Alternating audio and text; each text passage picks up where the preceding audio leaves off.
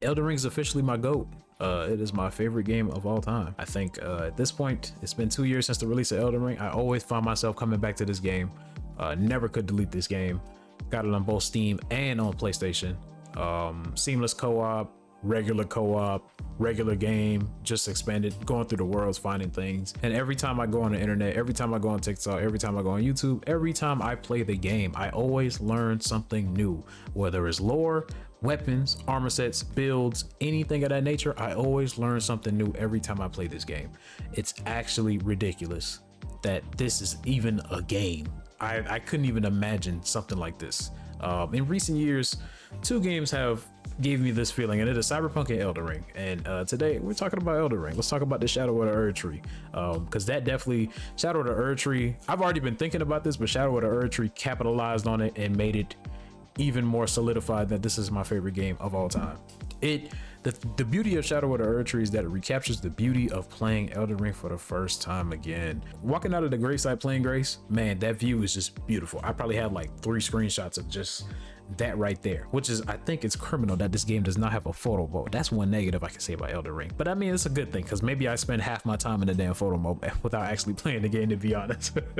So yeah, and not gonna lie, like the difficulty of the game, like it was just perfect too. So you know, I don't, because on PC I'm like 300, level 300 and something. Console I'm like 251 now after the post DLC. So I was probably like 200 and something already. Anyways, though, the difficulty was just perfect, man. Like the scatter tree fragments, or how I like to call it, skippity doo fragments.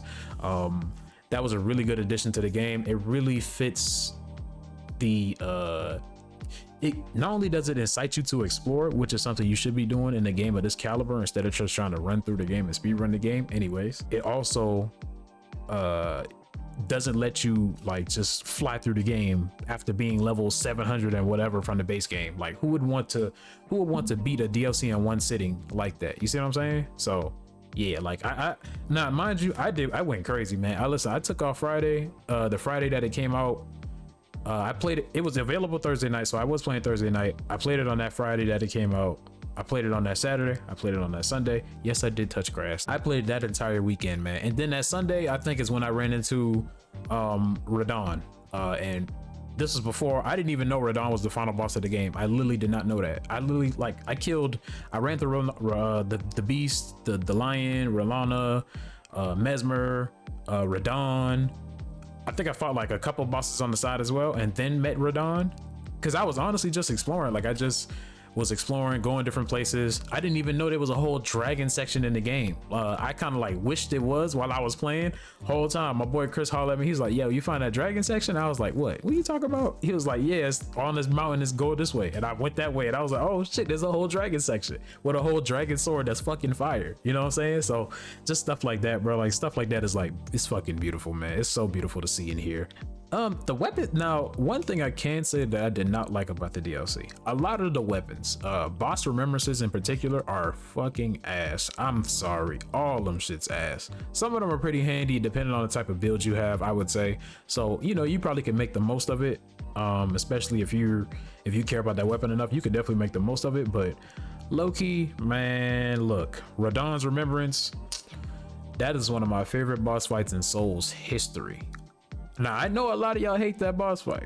I know a lot of y'all hate that second phase. I hate that second phase too, but I have fun fighting it because I was experimenting with a build or whatever, and I found a build like that made me like really tanky, with like the giant crushing hammer. I didn't even know that was a meta hammer until like last week, no cap.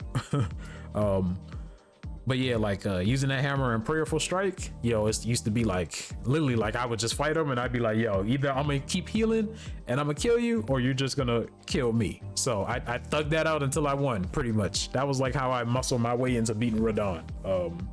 So I feel like I really enjoyed the fight in general. I really enjoyed that fight. Also, Radon's my favorite character in the entire like lore. So yeah, maybe that's a little bit of why too, but yeah, even though it's technically not Radon, whatever, who cares?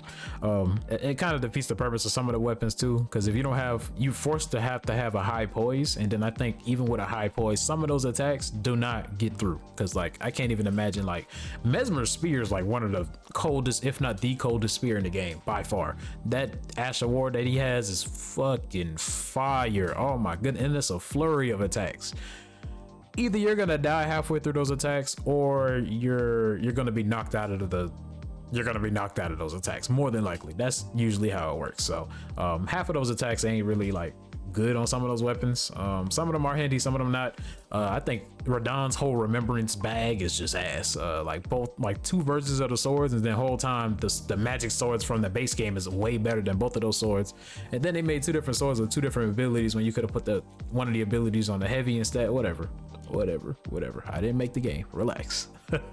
So yeah, man, like I really do think some of the weapons in this game are very underwhelming, but there are a bunch of weapons that are fire, like backhand blades. Hey, you cannot go wrong with the backhand blades. I'm telling you, the backhand blades will, oh man, whew, joints is fire. Everybody loved those perfume bottles. I know they just got nerfed literally, I think today. But yeah, like the perfume bottles that was a wave. Like the Blood Fiend's arm, I think it's called, that got nerfed too. But like, you know, people were using stuff like that, so you know, it's a build for everybody. The spin cycle one, my bro Chris, he loves using that shit. He just used that spin shit and get that bleed and that magic low spin shit. Yeah, he just love using that shit. So you know, there's a build for everybody in here, honestly. That's the beauty of the game. It does not take away that you can experiment and, you know, be good in different aspects and try all kind of different shit. You know, it's different. It's just the fact that it's different and it's fun to be had for everybody. I'm currently on playthrough number 2, low key. Well, I call it playthrough number 2 when because I'm on console. I already beat it on PC, so I already kind of did like majority of the stuff on PC or whatever. So yeah, but I'm positive it's not going in there though. Oh, positive. Listen, seamless co-op just came back up too. Yo, we in there like swimwear. No cap. I'm gonna put hella time into this game. This is literally like this is my GOAT. This is literally my GOAT at this point. If an expansion can win game of the year, this would definitely be my game of the year. If not, then it's probably still Tekken 8 for me. Because a fighting game, I didn't think a fighting game was gonna catch me like Tekken 8 did. That's a thing of beauty. Stellar Blade is a close second. Half-ass Reviews is a series where you know, I just give you a half-ass review. It's not fully in depth. It's just my thoughts. It's just me talking. So yeah, peace.